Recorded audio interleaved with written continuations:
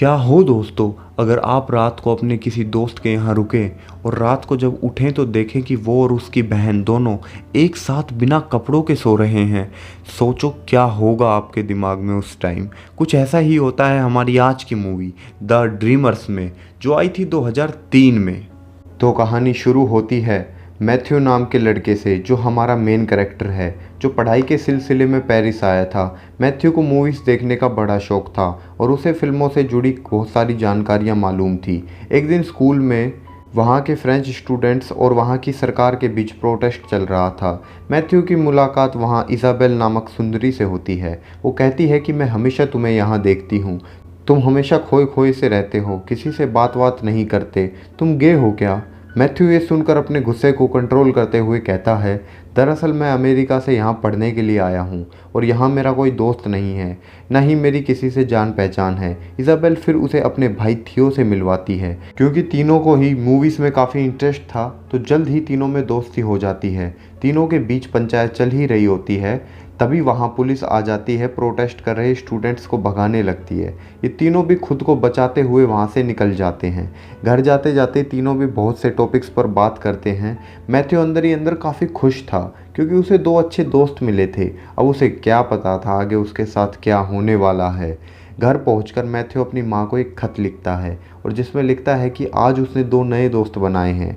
अगली सुबह जब मैथ्यू सो रहा होता है तभी फ़ोन की घंटी बजती है। ये कॉल थियो का था। वो मैथ्यू को अपने घर डिनर के लिए इनवाइट करता है। शाम को मैथ्यू थियो के घर पहुंच जाता है। घर के अंदर जाने पर वो देखता है कि घर काफ़ी आलीशान था और बहुत ही बड़ा था और वो समझ जाता है कि इज़ाबेल और थियो अमीरजादे हैं।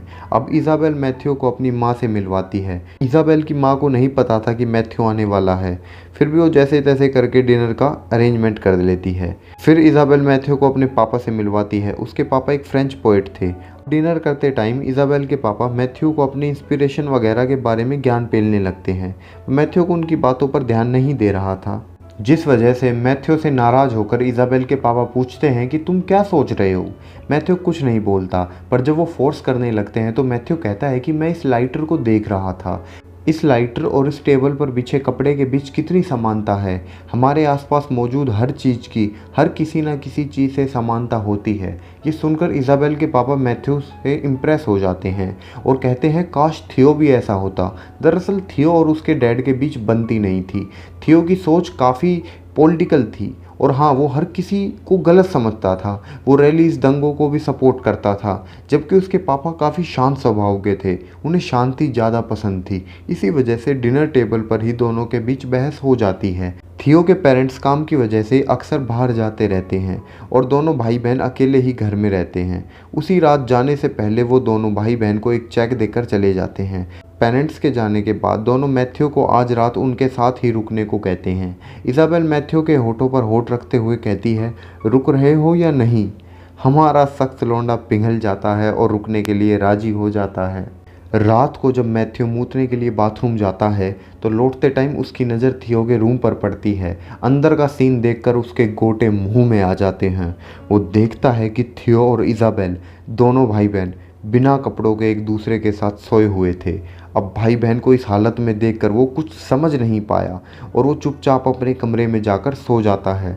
अगली सुबह इज़ाबेल मैथ्यू के ब्लैंकेट को खींचते हुए उसे जगाती है। मैथ्यू ने सिर्फ चड्डी पहनी थी तो वो शर्माते हुए कहता है कि यार ऐसे कौन जगाता है? तो इज़ाबेल कहती है, मैं तो रोज़ थियो को ऐसे ही जगाती हूँ। मैथ्यू को ये सब काफ़ी अजीब लग रहा था। फिर वो मैथ्यू को अपने साथ बाथरूम में ले जाती है और ब्रश करते समय इज़ाबेल की नज़र मैथ्यू के सुर्ख लाल होठों पर पड़ती है। वो कहती है, मुझे तुम्हारे लिप्स बहुत पसंद आए।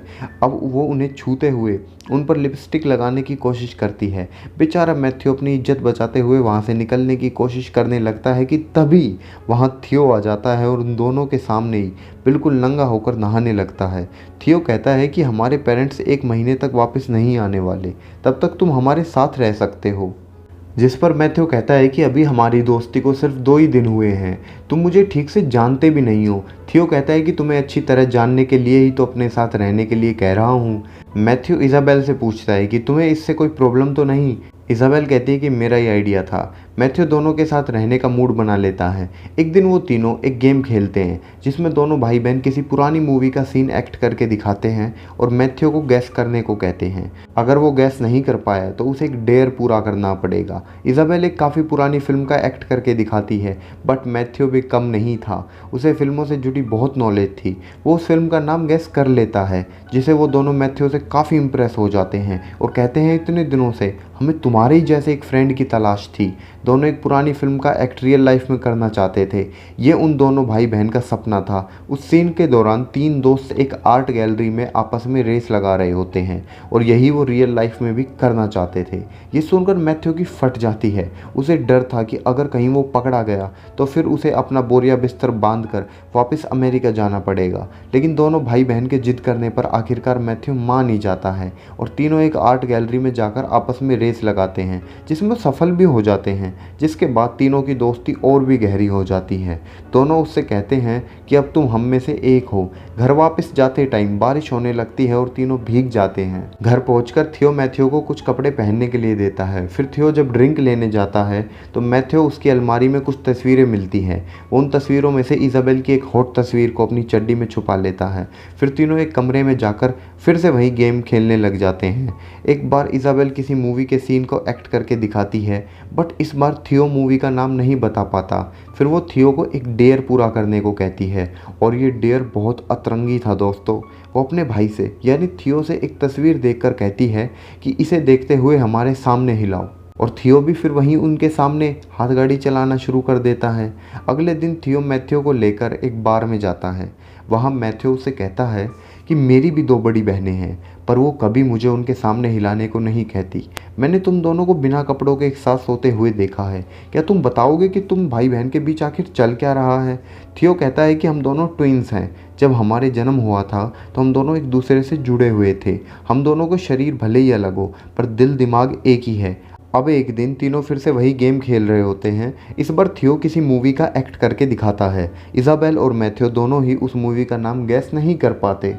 फिर थियो उन दोनों को एक डेयर पूरा करने के लिए कहता है। वो कहता है कि तुम दोनों को मेरे सामने ही बूम बैंग करना होगा।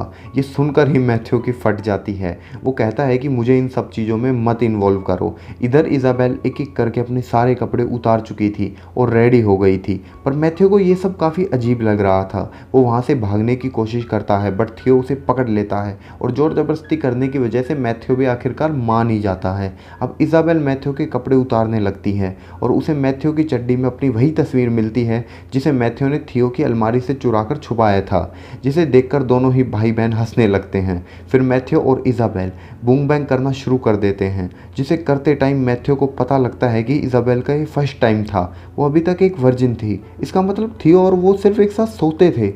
उन दोनों के बीच कुछ भी ऐसा वैसा नहीं हुआ था।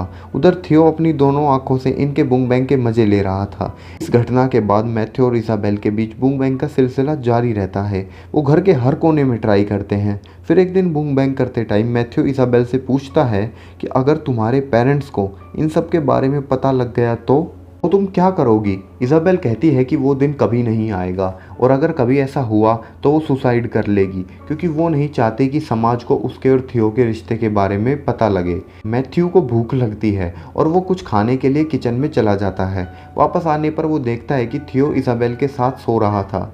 मैथ्यू उससे कहता है कि तुम दोनों आपस में इतने करीब हो, फिर भी तुम लोगों ने मुझे अपनी फैमिली का हिस्सा बनाया। पर थियो तभी ये बात साफ कर देता है कि वो और इजाबेल एक हैं। उन दोनों के बीच कोई नहीं आ सकता। तुम हमारे सिर्फ एक अच्छे दोस्त हो, इससे ज़्यादा कुछ नहीं। ये सुनकर मैथ्यू को काफ़ी अजीब लगता है, बट वो उससे कुछ नहीं कहता। थियो को मैथ्यू और इजाबेल के बीच चल रहे गुलगुलू से देखकर काफ़ी जलन होती है। एक दिन तीनों बाथरूम में एक साथ नहा रहे होते हैं कि तभी थियो और मैथ्यू के बीच बहस होने लगती है। थियो कहता है कि अमेरिकन्स काफ़ी बुरे होते हैं। वो लोग वियतनाम में वार लड़ रहे हैं, छोटे बच्चे और किसानों को मार रहे हैं। इसी वजह से वो सारे अमेरिकन्स को ब्लेम करने लगता है। मैथ्यू कहता है कि हमारे जवान वही करते हैं जो प्रेसिडेंट उनको करने के लिए कहते हैं, और अगर किसी ने उनकी बात नहीं मानी तो फिर उन्हें जेल भेज दिया जाता है। इस वजह से वो यहाँ पेरिस में अपनी पढ़ाई पूरी करने आया है। फिर उन दोनों के बीच चल रही बहस को इजाबेल आकर शांत करवाती है। वो मैथ्यू से कहती है कि तुमने कहा था कि तुम हम दोनों से प्यार करते हो, क्या तुम्हारे पास इस बात का कोई प्रूफ है? मैथ्यू कहता है कि तुम्हें क्या प्रूफ चाहिए। वो कहती है कि मैं और थियो तुम्हारे नीचे के घुंघराले जंगल की सफाई करना चाहते हैं। ये सुनते ही मैथ्यू के ऊपर से नीचे तक दोनों जगह से फट जाती है। मतलब क्या अतरंगी भाई बहन है ये। वो गुस्से में कहता है कि तुम दोनों जो कर रहे हो वो गलत है। तुम दोनों को सिर्फ शरीर बड़ा हुआ है लेकिन दिमाग बिल्कुल छोटा है, बच्चों जैसा है। तुम दोनों एक साथ नंगे होकर सोते हो, नहाते हो, ठीक वैसे ही जैसे छोटे बच्चे करते हैं। इस तरह तुम दोनों कभी मैच्योर नहीं हो पाओगे। फिर वो इज़ाबेल से कहता है कि तुमने तो कुछ भी नहीं पता। क्या तुम्हारा पहले कोई बॉयफ्रेंड था? क्या आज तक तुम किसी लड़के के साथ डेट पर गई हो? तुम वही करती हो जो थियो तुम्हें करने के लिए कहता है। ये सब बातें इज़ाबेल को तीर की तरह चुभती हैं। वो थियो को छोड़कर आज तक किसी दूसरे लड़के के साथ डेट पर नहीं गई। फिर मैथ्यू उसे डेट पर ले जाता है जहाँ दोनों डिनर करते हैं और एक हॉल में नाइट शो देखने के बाद घर वापस आते हैं। वापस आने के बाद देखते हैं कि थियो किसी लड़की के साथ बूम बैंग करने में लगा था। पूरे कमरे में उनके बूम बैंग की आवाज़ें गूंज रही थी। ये सुनकर इज़ाबेल परेशान हो जाती है और ये सब देखकर अंदर ही अंदर जेलस फील करते हुए फूट फूट कर रोने लग जाती है।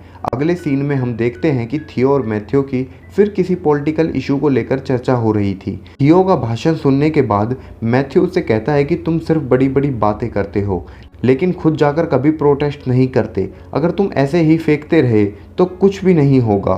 तुम्हें खुद जाकर कुछ करना चाहिए। कुछ देर बाद इज़ाबेल वहाँ आती है और दोनों को ड्राइंग रूम में ले जाती है। अंदर एक टेंट बना हुआ था। वो दोनों भाई बहन जब छोटे थे तो ऐसे ही टेंट बनाकर सोया करते थे। अब तीनों उसी टेंट के अंदर नंगे होकर सो जाते हैं। सुबह उनके पेरेंट्स वापस आ जाते हैं और तीनों को ऐसी हालत में देखकर उनके पैरों के नीचे से ज़मीन खिसक जाती है। वो उन्हें उठाते नहीं पर एक चेक साइन करके उनके लिए वहीं छोड़कर चले जाते हैं। सुबह जब देर से इज़ाबेल की आंख खुलती है तो उसे वो चेक वहाँ मिलता है जो उसके पेरेंट्स छोड़कर गए थे। वो समझ जाती है कि उनके पेरेंट्स को सारी सच्चाई पता लग गई और अब उसे अंदर ही अंदर बहुत ज़्यादा गिल्टी फील होता है। वो सोचती है कि अब वो कभी अपने पेरेंट्स को मुंह नहीं दिखा पाएगी। वो किचन में चली जाती है और पूरे घर को आग लगाकर सुसाइड करने के लिए गैस को लीक कर वापस आकर सो जाती है थियो और मैथ्यू के साथ ही टेंट के अंदर। उसी वक्त घर के बाहर दंगा चल रहा था। एक पत्थर खिड़की के गिलास को तोड़ता हुआ अंदर आ जाता है जिस वजह से मैथ्यू और थियो की भी नींद खुल जाती है। मैथ्यू पूछता है कि ये स्मेल किस चीज़ की है। झूठ बोलते हुए इज़ाबेल कहती है कि शायद टीयर गैस होगी। तीनों खड़े होकर नीचे जाते हैं और प्रोटेस्ट में शामिल हो जाते हैं और पुलिस के ऊपर पत्थर बरसाने लग जाते हैं। प्रोटेस्ट में मौजूद लोग पुलिस पर बम फेंकने की प्लान बना रहे थे। थियो उन लोगों के साथ शामिल हो जाता है। मैथ्यू उसको रोकने की कोशिश करता है पर भाई थोड़े ना मानने वाला था। वो और उसकी बहन अपना प्रोटेस्ट जारी रखते हैं। मैथ्यू को रियलाइज़ करता है वो चाहे उन्हें कितनी भी प्यार की वैल्यू समझाएं पर वो लोग नहीं बदलेंगे और वो उनमें से एक नहीं हो पाएगा। मैथ्यू वायलेंस के एकदम खिलाफ था इसलिए वो वहाँ से भाग जाता है। पुलिस प्रोटेस्टरों पर लाठीचार्ज करने के लिए आगे बढ़ती है और दोस्तों यहीं पर ये मूवी हो जाती है ख़त्म। तो दोस्तों कैसी लगी ये अतरंगी मूवी आपको कमेंट करके ज़रूर बताइए और अपनी फेवरेट मूवी का नाम भी कमेंट कर दीजिए। फिर मिलता हूँ आपसे एक नई कहानी के साथ। शुक्रिया।